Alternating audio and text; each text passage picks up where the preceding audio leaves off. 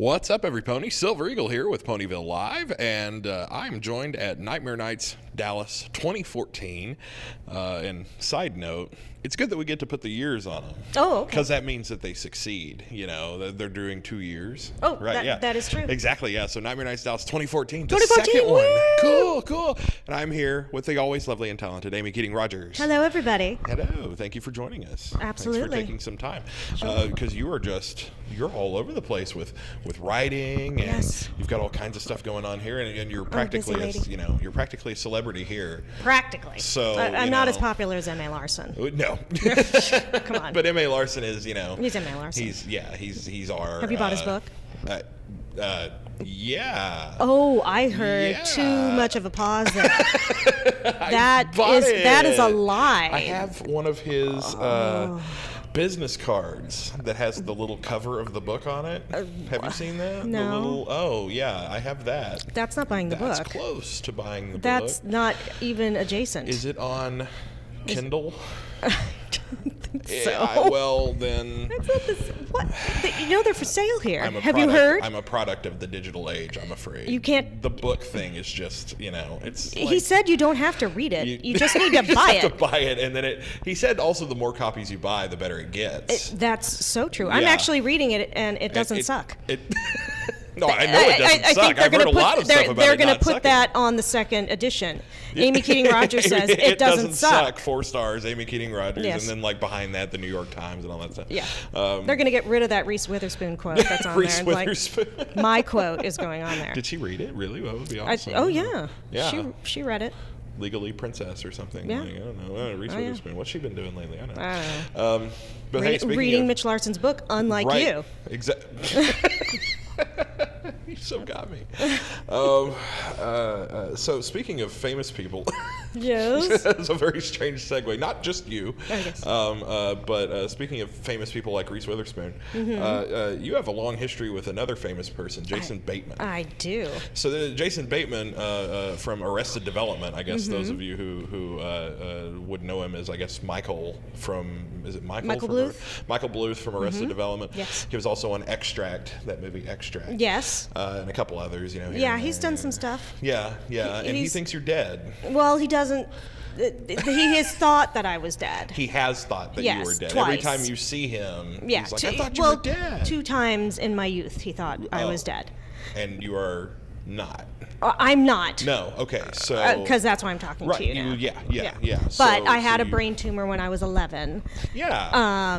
A It's a benign brain tumor, sure, I should point that out. sure. Benign brain tumor when I was 11. Scare us. It was a cerebellar astrocytoma, which that means if you know the brain, you have your cerebellum, Right. which is at the back of your I was head. going to say the cerebellum is important It to well, basic brain function, isn't well, it? So, all your brain is pretty important. Sure, yeah. But your You can do cerebellum. without the frontal lobe. I mean, really, you could just pretty much not have that and be all right. The thing about the cerebellum is kind of your balance. Right. And it but- was pushing on stuff. And Well, yeah. So it's in the back there, Yeah. and it was on my left cerebellum, Yeah. and so it was pressing on the left cerebellum, Oof. and it gave me headaches. Sure. And Yeah, no doubt. That kind of developed through my 5th grade year. I thought I was just really having a bad year. Right. And I was. Yeah. Obviously, it was You a really definitely- bad and year. You were kind of right, but yeah. And I was being bused from one part of Los Angeles to another, and I had these really bad headaches. I thought, God, I really hate this bus ride, but it was really something else. I'm glad they found it. Yeah, Yeah. and it was, my mom kept taking me to the doctor, and the doctor kind of began to think that we were crazy. Right. Well, because you and- probably got, it's just a headache. Yeah, just a common headache. thing. If Just get aspirin over takes care of it, you're fine. Yeah. And my mom was really annoyed with him. Sure. And I'm fortunate that she was very persistent, and Yes. also very fortunate that my dad is an ophthalmologist. Oh, And as I got sicker and sicker through the summer of between 5th grade and 6th grade, I was basically just laying on the couch Right. by that through the kind of end of that summer in 1980. And my dad would come home every day from work and look in my eyes to see if there was any pressure. Sure, And the day that you could see pressure in the back of my head was the day that I started walking wobbly and projectile vomiting. So, oh goodness! So everything So kind it all of just went kicked in all like, at once. psh. Yeah. And that was also the day that my mom finally convinced my pediatrician, who is a bit of a butt, to let me see a neurologist. Yes. And so we were supposed to see the neurologist the next day. We saw the neurologist that night. Yeah. And I had conflicting things like, well, she has this, but she has this, but Right. Yeah. well, Hard to tell what it is, right? But my dad and the neurologist said, okay, yeah, she's got to go to the hospital. I went to Cedars-Sinai Hospital, had a CAT scan. Good hospital, though, right? Yeah. Had a CAT scan, and there's this big old walnut-sized brain tumor on my cerebellum. This was Labor Day weekend, and so all the good doctors were on vacation. So they put me. Just a series of unfortunate events. Yeah. Here. So Wow. they put me on steroids, and they shrank what that does. What the point of what they did? They shrank the rest of my brain away from the tumor. Right. To make it easier to take the pressure also away. Oh, yeah. Well, yeah. And waited out that weekend till the good doctors were back on staff. Sorry, all y'all, all the other guys. I don't mean to be disparaging. You 80s Cedars-Sinai doctors. And then I had surgery after Labor Day weekend, and they removed the tumor and that half of my cerebellum. Really? Yeah. Boy, they took the whole thing out, huh? Well, I still have half. You have half? I have half my cerebellum. Do you still, did you have balance problems after that? Or? I didn't. Really? Which is... the brain has a remarkable although elasticity. I say that, but I am somewhat of a clumsy person. But clumsy's good, can't stand up straight is different. No, I'm pretty good. Well, that's good. That's good. So anyway, because of your benign brain tumor. Right, so then I have other awesome stories about my hospital stay. Yeah. Can I tell you them? Sure. Okay. Of course. So when I was in there, I was visited by O.J. Simpson. No way. So this was what, 10 years before the whole thing. Yes. So okay. So everybody. He was still yes, a superstar, I have a Jason Bateman connection, but my O.J. Simpson connection is this. And you go, really? You have an O.J. Simpson connection? Yes, I do. Okay. And okay, I have so many good stories. Okay. You don't even know What's my good the O.J. stories. Simpson Okay, story? my O.J. Simpson connection is this. So he came to visit me. Okay, he was like doing the rounds of being nice to kids. Pediatrics and all that. Yeah. Before he was a killer. And and so he came by to say hi, and it was really nice because he was he seemed like a very kind man. And so he came and said hi, and I was like, wow, this is really awesome. Then fast forward to the day before my wedding, which is happened to be June 17th, which is my birthday. Okay. So and my husband's birthday. So our wedding is June 18th. Our birthdays are June 17th, and that's our so that was our rehearsal dinner. Oh wow. Okay, and I don't know. It was your birthday day. And we were married in 1994. I don't know if you recall what happened on June 17th, 1994. There was a Bronco chase down a freeway. I feel like that eerily coincides with about the time that happened. Yeah. So I had my rehearsal dinner, and we got married in Santa Barbara. And so we have our rehearsal dinner, and I'm like, okay, well I'm gonna go to bed now. And I turn on the TV, and I'm like, what the hell's going on? What? O.J. Simpson's being chased down the freeway? What? It was so. I know him. Yeah, I met him in the hospital. He doesn't think I'm dead. That might be why Jason Bateman thinks you're dead, though. Yeah, that's why. Yeah, because you're in the hospital and then O.J. Simpson visited you, and now something happened, and who knows? Exactly. And then my other story is you've got another connection from the hospital. Yes, I've got all these crazy connections. Right. My brain tumor is a pivotal point in my life. That's. Wow. So lends a little credence to the whole everything happens for a reason type thing, right? So after my brain tumor is taken out, I'm walking in the hospital because you have to, get up and walk around. Sure, yeah. And I can't kind of turn my head very well. Sure. Because I just had brain surgery. Yeah. And I end up, with my peripheral vision, I see somebody who looks like Melissa Gilbert from Little House on the Prairie, the show that Jason Bateman is at this point currently acting on. So, okay, let me back up here. Let me back it up. Okay, so Jason Bateman. Okay, so when we were in grade school, Jason Bateman and I kissed. No. Yes. Really? Have you not seen my movie? So you're not reading Larson's book. All right, listen. And you're not watching my movie. You can go to Vimeo and freaking watch my movie. I thought it was something you were doing a Kickstarter for. No, that's done. It's on was like Vimeo. years You ago. can It's watch out it now. now? It's on Vimeo. I People, missed it's on that. Vimeo. I Go missed that. I'm to sorry. Vimeo.com and put in Jason Bateman Thinks I'm Dead and And watch my you can movie. watch the thing. You can watch it. You can watch Oh, my it, and goodness. it's gonna make your heart I didn't sing. even know the story. That's amazing. Okay, well, here, I'm going to give you the setup. All right. Okay, so Jason Bateman and I kissed when we were in 3rd grade. I was one of his girlfriends. He had a couple. Okay? Sure. Well, yeah. He's a nice looking guy. He was a cute boy. Yeah, yeah. Let me tell you. Yeah. Fox. But then in 4th grade, we kind of Had a falling out. Yeah. Well, no, he moved on. You know. Oh, he moved on. I would have been fine sticking with my Jason Bateman. But no.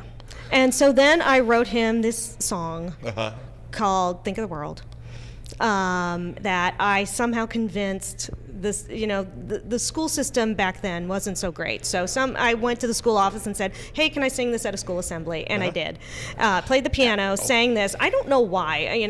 Clearly. That takes guts. That's the kind of kid I was. Yeah. You know, Wow. I mean, I sing in front of bronies, Yeah, well, yeah. I like to. Do you remember that song? And Oh, do yes. you play it with the ukulele? Or? I actually can play it with the ukulele. Can you really? Oh, I can. That's awesome. I can. Wow. And That's full circle. but you hear it in the movie as Yeah. well. Oh, okay. Cool. Yes. All right. And so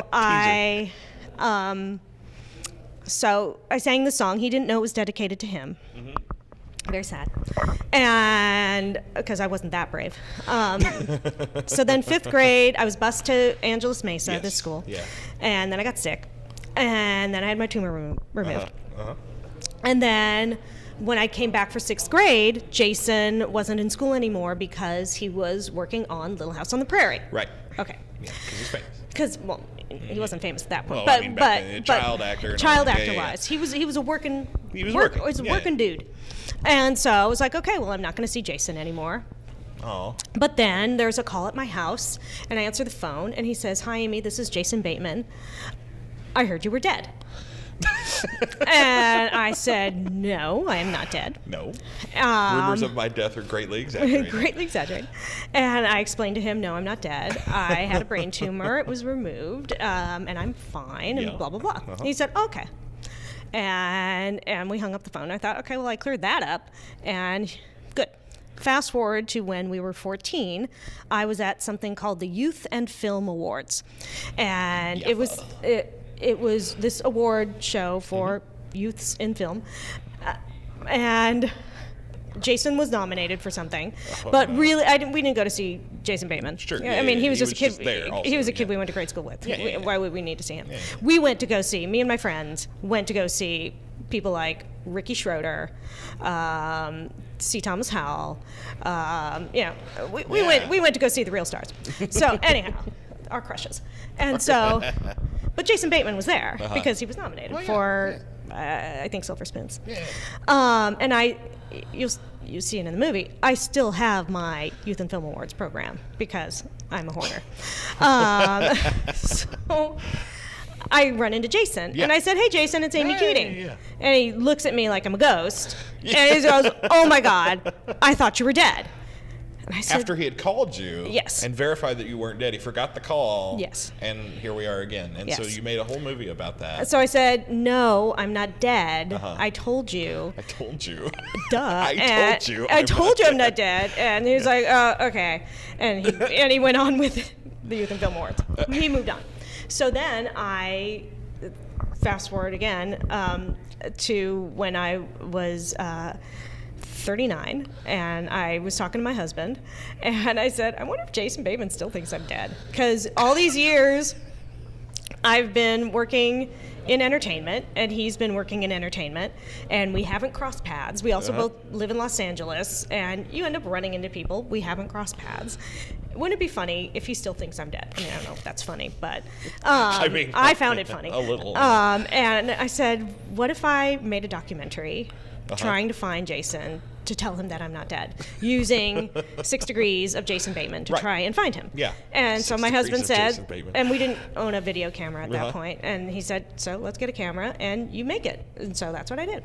Awesome. To try and find Jason. And that is on Vimeo. That is on Vimeo. And so this is your video production work.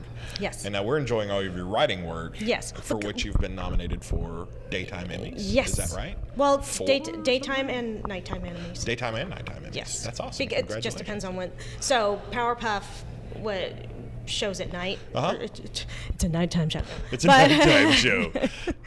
I don't know what to say about that. Those Powerpuff Girls. So yeah, I have been nominated. Fairly Odd Parents is a daytime Emmy nomination, and then Powerpuff, and I think Dexter's Lab Ego Trip. I was nominated for. That's awesome. So yeah. That's high so praise. yeah, I think it's a total of 5 nominations. Sweet. Cool. We're glad to have you back after your hiatus. We have our own hiatuses we deal with, but you've got a hiatus there. You had the little gap of season 3, but we're glad to have you back. Hey, and can't wait to see what you have coming for us. Oh my gosh, it's so exciting. And thank you for taking some time. You're welcome. To I was going to tell you my Melissa Gilbert story. If you don't have time. I don't think so. I think we're a little cut for time. I would love to hear all your stories. For absolutely. The future, and it's pretty awesome. Yeah. We'll save it for it's another fantastic. interview. But season 5, I think you guys are just gonna go crazy You're gonna pee yourself. It's That's what you said about season 4, and you were I was spot right. on. Yeah, you're spot on. I think there's wetness. Yeah. So no, it's just is mediocre at best. That's what you're saying over there. Well, yeah, I'm very excited about season. I know it's all in your head, and I know. Yeah. Well, no, it's because I don't get to see it till you guys get to see it. So you're just as excited about the finished result. Or I get to see it, a couple days before because now that we do the live tweeting, we get to see it so that we're not flipping out while we're tweeting. Oh yeah. So that's right. Yeah. So I'm very excited to see it. That's awesome. I don't know when season 5 is starting any more than you guys are. Right. It's kind of up in the air, right? Yeah. But yeah. Cool. Well, thank you. Thank you. So thanks for listening to my boring stories. No, of course. No, absolutely. No boring story. Oh, you. All right. So from Nightmare Nights Dallas 2014, this is Silver Eagle from Ponyville Live, and we were here with Amy Keating Rogers. Bye. Thank you. Thank you, Amy. Have a good day. You too.